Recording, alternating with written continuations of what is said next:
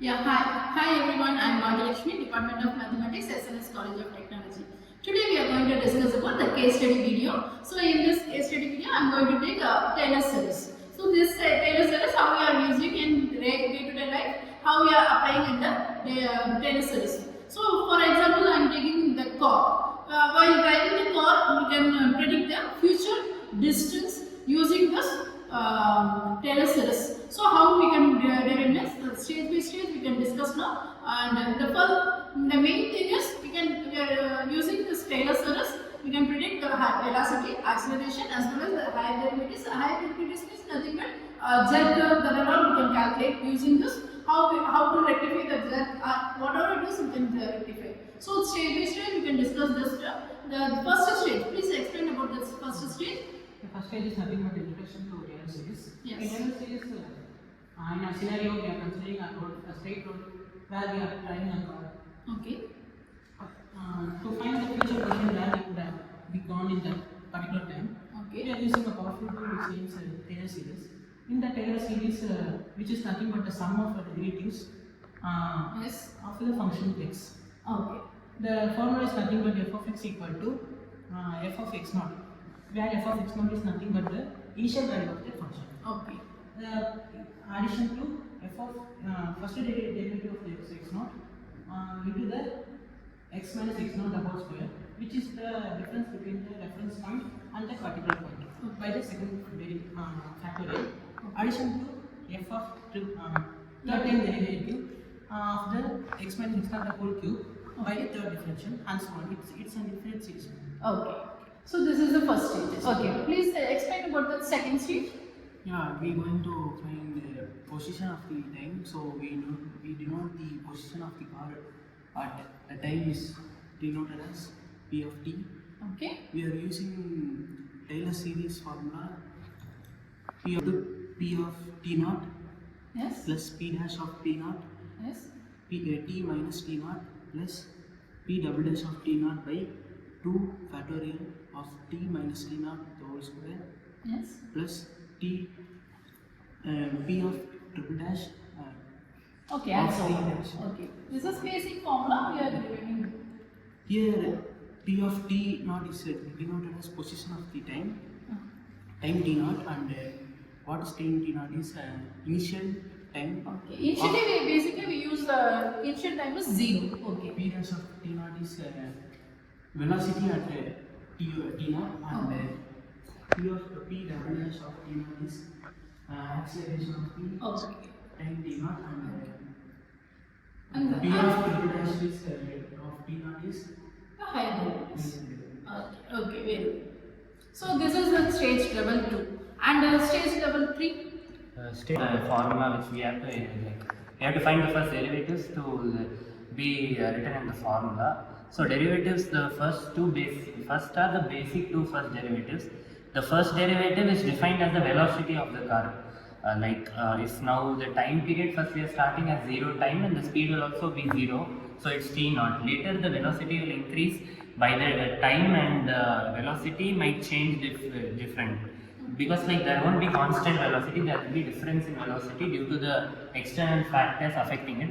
Yes. So the second derivative is used as acceleration. Acceleration is defined, it can be different kind of constant acceleration and improper acceleration is also there, but it depends on the external factors, it can change the acceleration as well.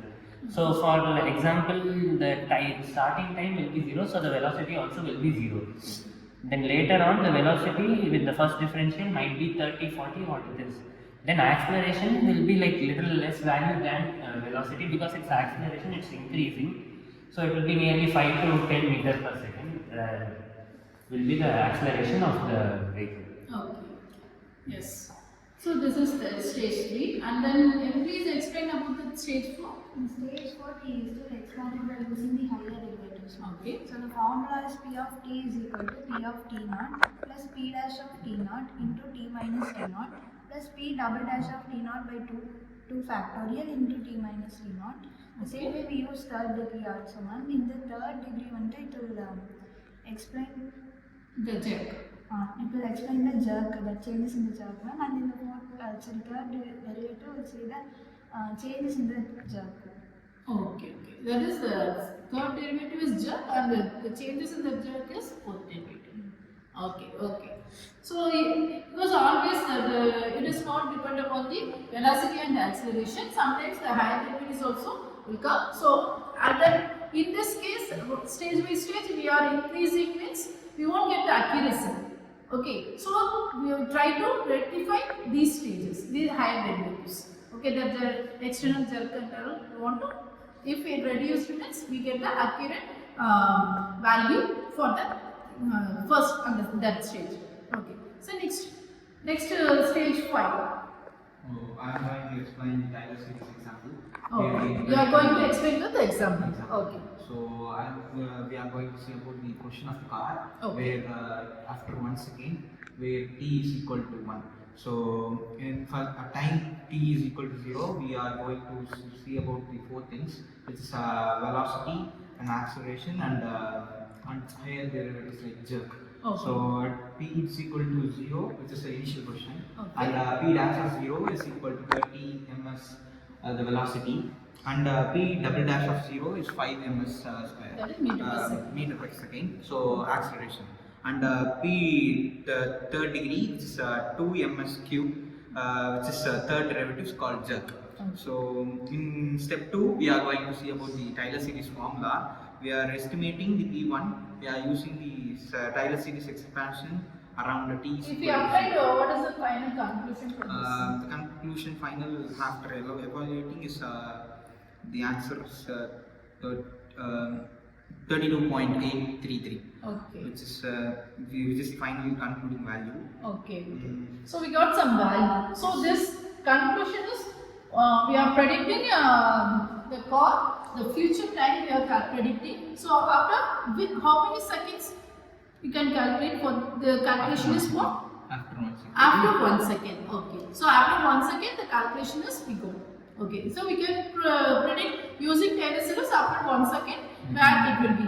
Okay. The velocity, the acceleration, and Okay. Then the final. Taylor series is a powerful tool used for assumption, but in reality it has limitations for real world application. The key assumptions are higher derivation terms like jerk are smooth and continuous, but in reality they are not. They are discontinuous. For example, if car suddenly brakes or accelerate, Yes. if they suddenly brake or accelerate, Then we won't no need to go for the jerk and the the jerk high derivatives no need to use. so the Taylor series is less accurate. So other methods like RK method should be used. Oh yes, or the Ranjikuta method we can use for the in this stage.